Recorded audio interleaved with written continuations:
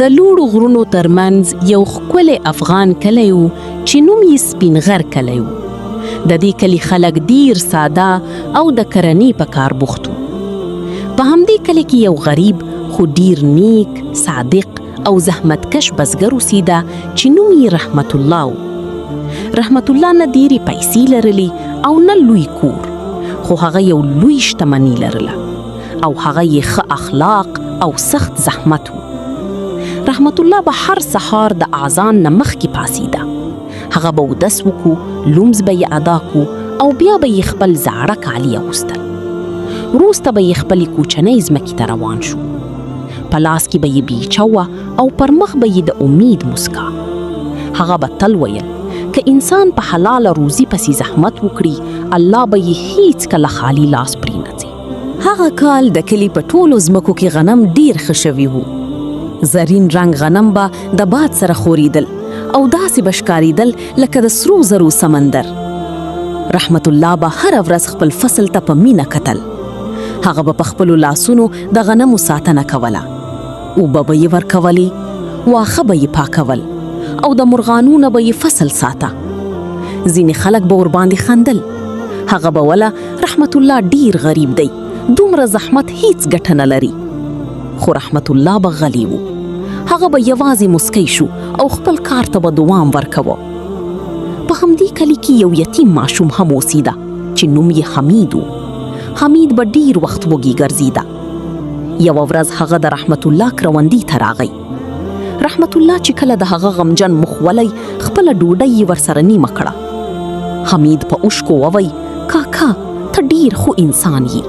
رحمت الله به تله د بېوزلو خلکو سره مرسته کوله.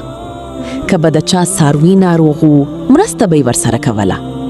که به څوک وږي و، ډوډۍ به یې ورکوله. د کلي سپین زیري به ویل: رحمت الله غریب دی، خو زړه یې د پاچا دی. یوه ورځ ناڅاپه سخت باران پیل شو. تورې وریځې راغلې. بادونه ډیر زورور شول. د کلي خلک ویریدل چې فصلونه به خراب شي. رحمت الله ټوله شپه په باران کې خپل فصل ساته. هغه به د اوبو لارې جوړولې تر څو غنم خراب نشي. کله چې شپه ژوره شوه، رحمت الله سطحی د خپل فصل منځ کې کیناست. هغه آسمان ته وکتل او ورو یې ووی: ای الله، زه یوازې حلاله روزي غواړم. څو ورځې وروسته د غنمو د راټولولو وخت راغی. رحمت الله د سهاره تر ماښامه کار کاوه. حمید هم ورسره مرسته کوله. دواړو به غنم راټولول او خوشحال وو. یوه ورځ کله چې رحمت الله ځمکه کیندله، ناڅاپه یې بیلچې له یو سخت شي سره ولګېده. ټنګ! رحمت الله حیران شو. هغه بیا ځمکه وکیندله. ورو ورو یو زوړ صندوق ښکاره شو. رحمت الله او حمید دواړه حیران شول. صندوق ډیر زوړ و او پر سر یې خاورې پرتې وې. کله چې صندوق خلاص کړ، د سرو زرو سکې، زاړه قیمتي شیان او د سپینو زرو ګاڼې پکې وو. حمید په خوشحالي وویل: کاکا، ته اوس ډیر شتمن شوی. رحمت الله لږ وخت غلی پاتې شو. بیا یې وویل: دا خزانه یوازې زما نه ده، دا د الله امانت ده. حمید حیران شو. رحمت الله د کلي خلکو ته خبر ورکړ.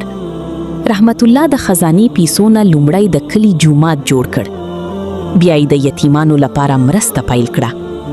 هغه د کلي غریبو خلکو ته خواره او جامې برابر کړې. رحمت الله غوښتل چې د کلي ماشومان تعلیم وکړي، نو هغه یو کوچنی ښوونځي هم جوړ کړ. ماشومان ډیر خوشاله وو. حمید هم ښوونځي ته شامل شو. هغه خلک چې مخکې به پر رحمت الله خندل، اوس شرمېدل.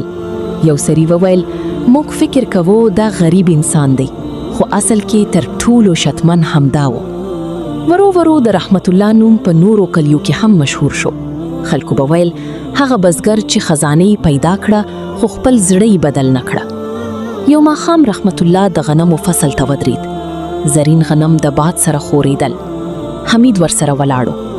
حمید وویل: کاکا، ستا تر ټولو لویه خزانه څه ده؟ رحمت الله مسکی شو او وویل: زویا، تر ټولو لویه خزانه خزړه او حلال زحمت دی.